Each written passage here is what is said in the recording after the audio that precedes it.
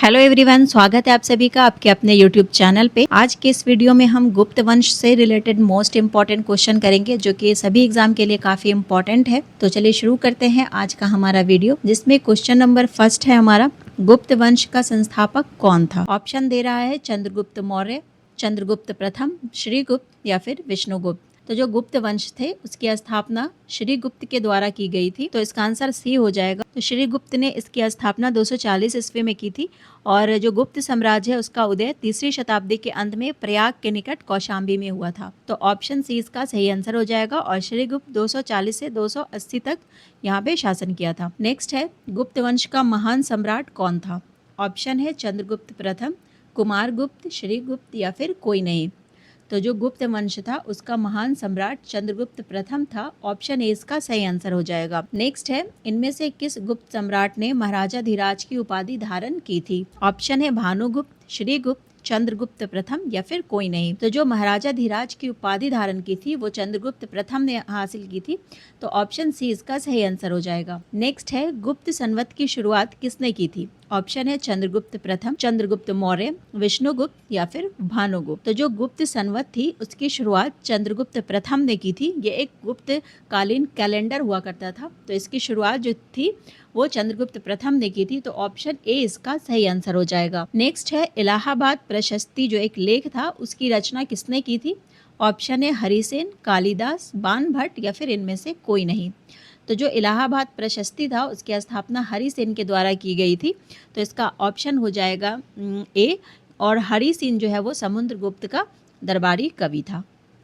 Next है, नालंदा विश्वविद्यालय की स्थापना किसने की थी। ऑप्शन दे रहा है कुमारगुप्त, विष्णुगुप्त, भानुगुप्त या फिर चंद्रगुप्त प्रथम। तो जो नालंदा विश्वविद्यालय था उसकी स्थापना कुमारगुप्त ने की थी। तो ऑप्शन ए इसका सही आंसर हो जाएगा। नेक्स्ट है, निम्नलिखित में से किसे भारत का नेपोलियन कहा जाता है। ऑप्शन है समुद्रगुप्त, चंद्रगुप्त प्रथम, कुमारगुप्त या फिर श्रीगुप्त।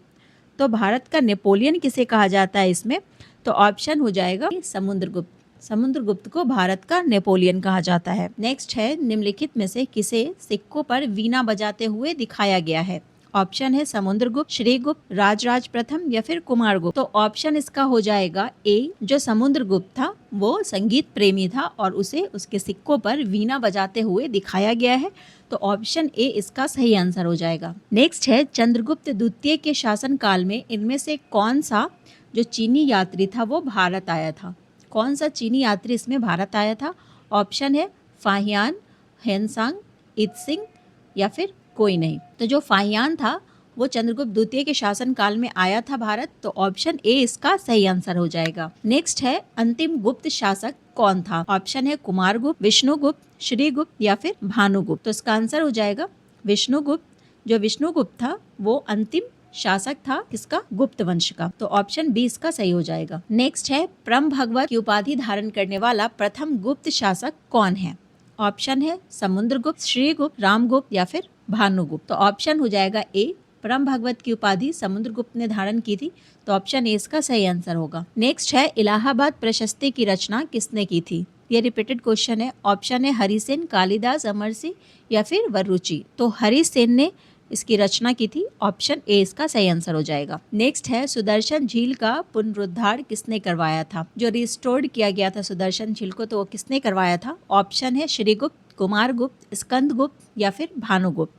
तो जो स्कंदगुप्त थे उसने सुदर्शन झील का पुनरुद्धार कराया था। तो ऑप्शन सी इसका सही आंसर होगा। नेक्स्ट है, गुप्त साम्राज्य की सबसे बड़ी प्रादेशिक इकाई क्या थी। ऑप्शन है भुक्ति, देश, नगर या फिर कोई नहीं। तो इसका ऑप्शन हो जाएगा बी। जो देश था वो गुप्त साम्राज्य का सबसे बड़ा प्रादेशिक इकाई हुआ करता था। नेक्स्ट है, प्रशासन की सबसे छोटी इकाई क्या थी। ऑप्शन है ग्राम, भुक्ति, देश या फिर पेट। तो इसका आंसर हो जाएगा ए। जो ग्राम था वो प्रशासन की सबसे छोटी इकाई थी गुप्त वंश की। ग्राम समूहों की सबसे छोटी इकाई को क्या कहा जाता था। गुप्त काल में जो ग्राम थे उसकी सबसे छोटी इकाई को क्या माना जाता था, ये पूछ रहा है। ऑप्शन है ग्राम, देश, पेट या फिर इनमें से कोई नहीं। तो जो ग्राम समूह थी उसकी सबसे छोटी जो इकाई हुआ करती थी उसको पेट कहा जाता था। ऑप्शन सी इसका सही आंसर होगा। नेक्स्ट है, गुप्त काल में क्षेत्र शब्द का अर्थ क्या था। ऑप्शन है कृषि योग्य भूमि, वास योग्य भूमि, चारागाह योग्य भूमि या फिर जोतने योग्य भूमि। तो जो गुप्त काल थे उसमें क्षेत्र का मतलब होता था कृषि करने योग्य भूमि, तो ऑप्शन ए इसका सही आंसर होगा। नेक्स्ट है गुप्त काल में अपराहत शब्द का क्या अर्थ है? ऑप्शन है जंगली भूमि, जोतने योग्य भूमि, वास करने योग्य भूमि या फिर इनमें से कोई नहीं। तो जो गुप्त काल थे उसमें अपराहत का मतलब होता था जंगली भूमि, तो ऑप्शन ए इसका सही आंसर होगा। नेक्स्ट है गुप्त काल में श्रेणी के प्रधान को क्या कहा जाता था? ऑप्शन है महत्तर, ज्येष्ठ, विश्वपति या फिर गोपना। तो जो गुप्त काल में श्रेणी के प्रधान हुआ करते थे उसे ज्येष्ठ कहा जाता था, तो ऑप्शन बी इसका सही आंसर होगा। गुप्त काल में विष्टि शब्द का अर्थ क्या था? ऑप्शन ए जनता द्वारा दिया जाने वाला कर, भूमि कर, ये दोनों या फिर इनमें से कोई नहीं। तो जो गुप्त काल में विष्टि शब्द था उसका अर्थ था जनता द्वारा दिया जाने वाला कर। ठीक है, ये विष्टि क्या होता था? गुप्त काल में जो बालात श्रम होते थे उसे विष्टि कहा जाता था, और जो बालात श्रम है वो राज्य के लिए आय का एक प्रमाण माना जाता था, एक स्रोत माना जाता था। ठीक है, इसे जनता द्वारा दिया जाने वाला कर भी कहा जाता था, तो ऑप्शन ए इसका सही आंसर होगा। नेक्स्ट है गुप्त काल में इनमें से कौन सर्वाधिक महत्वपूर्ण व्यापारिक केंद्र था? ऑप्शन है वत्स, उज्जैन, मल्ल या फिर मथुरा। तो जो उज्जैन था वो गुप्त काल में सबसे महत्वपूर्ण व्यापारिक केंद्र था, तो ऑप्शन बी इसका सही आंसर होगा।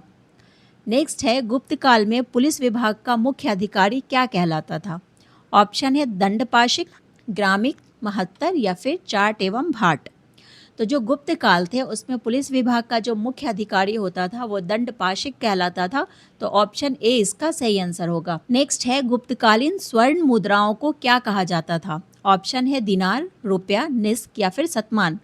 तो जो गुप्तकालीन स्वर्ण मुद्रा थे, जो सोने के सिक्के होते थे, उसे दिनार कहा जाता था, तो ऑप्शन ए इसका सही आंसर होगा। नेक्स्ट है पहली बार सती होने का प्रमाण किस अभिलेख में मिलता है?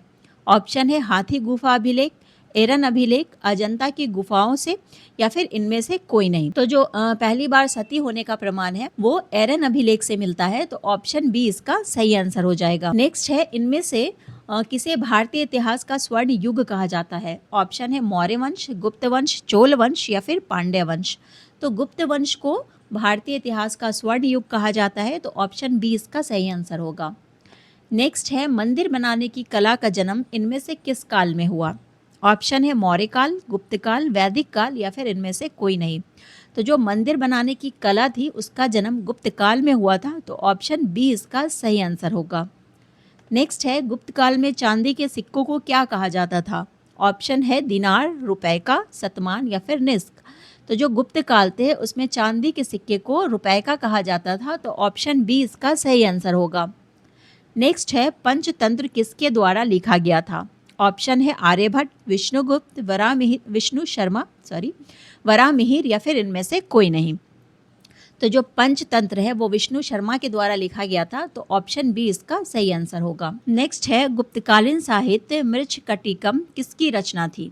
ऑप्शन है शूद्रक, आर्यभट्ट, कालिदास या फिर भास। तो जो मृच्छकटिकम थी उसकी रचना शूद्रक के द्वारा की गई थी, तो ऑप्शन ए इसका सही आंसर होगा। नेक्स्ट है गुप्त सम्राट इनमें से किस धर्म के अनुयायी थे?